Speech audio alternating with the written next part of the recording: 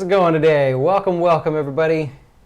Hope you're having a good day so far. It is Friday, and normally on Fridays we try to just do some fun stuff, just change it up a little bit, talk about some different things. What I'm thinking about doing is actually making Fridays like a financial planning Friday.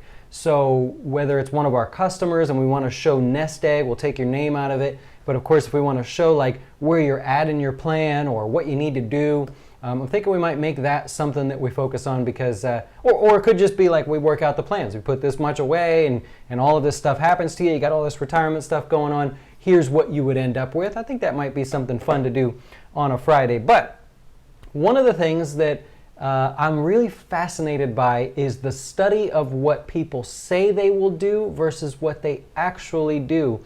And so anytime I find a study that can measure something like that, or when people say, I'm going to do whatever, I always like to see what do they end up doing. And so for me, around election time, I like when they do the entrance polls or when they do those initial polls versus what actually happened.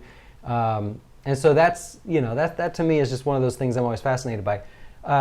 One of the things that I hear from with people is, I don't need so much for retirement because I'm going to move to Belize.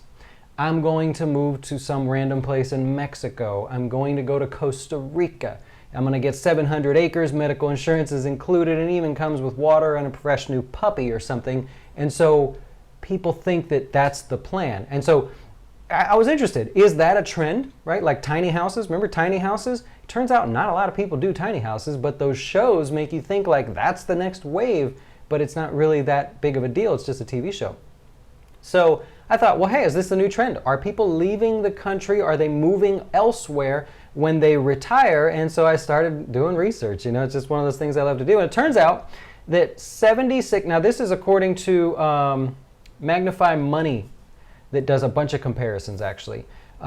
Turns out when you reach 50 years of age, 76% of you aren't going anywhere, right? And only 6% of you after the age of 50 will move to another country. I thought that number was a little high, but anyways, it's not like a lot of people. So I hear this all the time, phone calls or whatever. People say, I'm moving to Belize, like I said. And I thought, are you really? That's crazy. You would really do that? You would leave everybody behind? I mean, do you not have family and stuff? So to me, it's a little weird, but turns out 6% of you will leave the country for retirement, at least to live more than half the year. So 50 years old, but what that basically tells you is, by the time you reach 50 years old, wherever you're at is more than likely where you're going to stay. And that's a huge, huge advantage because we can plan for that. You can use nest egg, the new nest egg, and say, I'm in this state now and I'm going to be in this state when I retire, or just change it, so you have the taxes for that. A good example would be Florida. And I thought Florida would rank on this list. It did not rank on the list. But I thought it would do well because Mickey supports everything here. We don't have state taxes. Most things are okay. But the problem with Florida is if you want to retire in Fort Myers, no problem. If you want to retire in Windermere or Miami Beach, now we got a problem, right? You're going to need a lot more money. So it's sort of like really weird like that. You could go to Ocala, Florida and just kind of live like a king, but if you were to sort of move towards Orlando, you get the point. So when you turn 65, then the odds go up to almost 90% that you're not moving anywhere. You're staying right where you are. So I just want to point that out. It's just something to think about, that if you're in California, where at? What's going on? How will you be taxed in retirement? How does all of that need to account for more money? So something to think about there. Here's what we came up with. This study actually does, here's how they broke it down.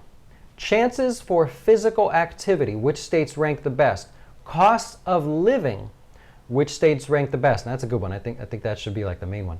Medical quality, and even the location of the availability of assisted care options, which I thought for sure Florida would be there. My house is directly across, it's a sort of a busy street, but across that street is a nursing home.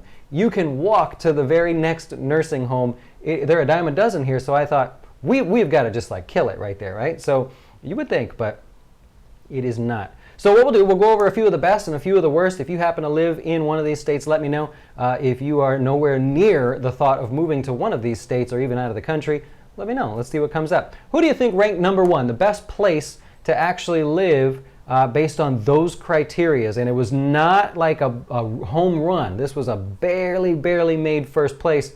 Here we go. So number one, and this was because the activity rate was sky high. 83% of the people that are in retirement are active and have access to active activities to do. Housing expenses came in at only $1,236 a month. That's a good deal, right? If it's a nice place. And then the cost of goods and services were well below the national average. So your food, obviously everything you're trying to buy there, much less expensive. Your winner is Portland. Portland, Oregon. What do you think? I've never been to Portland. I've been through Portland, like through the airport, but I've never actually been to Portland. That's the winner. Now, here's the thing. They ranked it, so they took all of the criteria, ranked it, and gave it a score of a percentage. It was 62.6. So you won't be able to see that, but 62.6%. Next in line, that ranked because, this one ranked very closely to Portland because they have the lowest rate of preventable hospital cares, and they had good access to nursing homes and things like that. Would have never guessed. Salt Lake City. Salt Lake City comes in next. I'll just put Salt City. You get the point. Right? Would you move to Salt Lake City? I don't know. I don't think I'd want to live there. I've been there. It was beautiful, but I don't know. I'm a Florida boy. I don't think I would live there. You know, they always say in Florida, that the retirees move to Florida because when you run out of money, it's not so bad being homeless in Florida because it doesn't get cold. And it's sort of a sad thing to say, but that's what Floridians sort of joke about down here, is that everybody moves down here because you can't be homeless in Canada. You can't be homeless in Washington State, really. You know, it's like, it's a tough one, but that's what it is. Well, you probably don't want to be homeless in Denver, but that's number 3. Denver comes in third place, very close third place, actually. Great access to everything. Activities are good. Well, there's a lot going on in Denver. If you're from Denver, you know what's good. And Charlotte came in 4th, and then Kansas City, Missouri, which ranked on a previous study, actually, that was one of the best places to live. And what they did is they used total cost, everything. It broke down everything. We did a video on it. Kansas City ranked in there. So I have a couple customers in Kansas City. You guys are doing all right. Okay, who do you think fared worse? Let's try this here. If you're watching this live, take a shot, right? I'll wait a second to let the delay catch up. Who do you think is the worst one? Now, I'll give you a couple hints while you're guessing. Volunteer rates, almost non-existent. Cost of living, the actual word they used was exorbitant, right? So this one place, nobody's volunteering. I can't disagree with the lack of, there were activities, plenty of activities to do. Cost of living was there. Access to healthcare, low-cost healthcare, not in this place. Where do you think this is? And then number 2 will probably shock you. I didn't actually know this one. But number 1, the worst place to retire, you definitely don't want to be there, which is a shame because it's a nice place, you would think. Oh, I see a guess on Chicago. Chicago's a good guess, but nope, not quite. Did Chicago even rank? Chicago came in 10th place, actually. So, Chris, you know, that's not bad. You guessed the number 10 one, but we're looking for number 1. Number 1 was Chicago. Or, I'm sorry, number 10 was Chicago.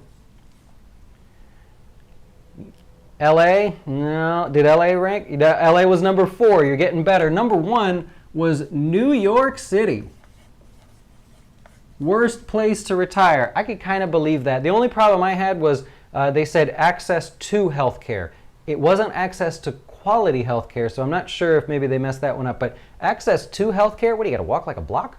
Right, you walk a couple blocks, you got a hospital there, you got doctors in all the buildings, so I disagree with that one. Now here's one, I know I have a lot of customers here. Houston came in number 2. Why is Houston ranking as one of the worst places? Check this out. This is apparently a big problem there. In Houston, there are fewer than 1 nursing service provider for every 100,000 residents. So what does that tell you? at first you're like, oh, that sucks, right? I'm not going to be able to get help if I need help. Like there's not a lot of nurses there and not a lot of quality retirement or long-term caregivers. In my mind immediately read that and said, okay, why not go be a nurse in Houston then? Like if you were a nurse in Houston, wouldn't you make a lot of money?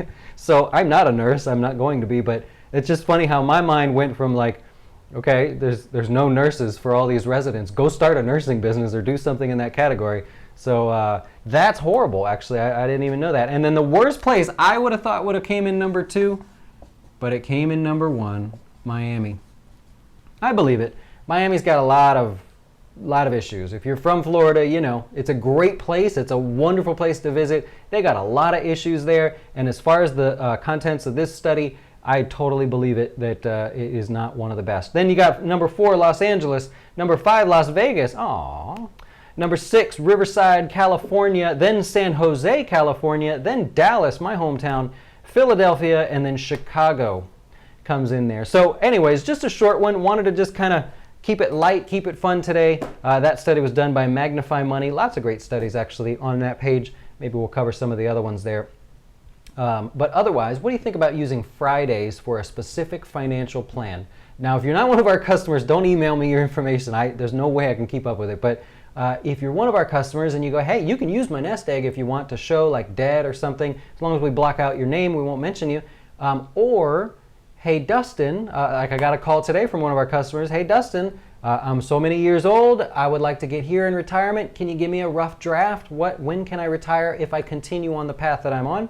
So maybe we'll make this more of like a fun review. Eventually, we would cover everybody, right? So all of you would know what you would have to do. In the meantime, I appreciate you guys watching, of course. Check us out at jazzwealth.com. If you're one of our customers, thank you so much. I hope by 4 o'clock today, Eastern time, I have the gift that I want to send all of our customers. It's really silly. Don't get your hopes up. It's not like an Aston Martin or something. It's just a simple, silly little gift that I want to send to anybody that wants it, one of our customers. And I hope that that's ready by 4 o'clock. It says it's on its way, so I should be able to show that at our 4 o'clock update. Of course, if you're not one of our customers, you're missing out, right? Go to jazzWealth, see if we're a good fit for you. If you're not sure if we're a good fit for you, schedule a call. Set up a call with me, send me an email, send us an email if you just have a general question. And thank you so much. We'll talk to you soon. If we miss you at 4 o'clock, have a great weekend. We'll see you later.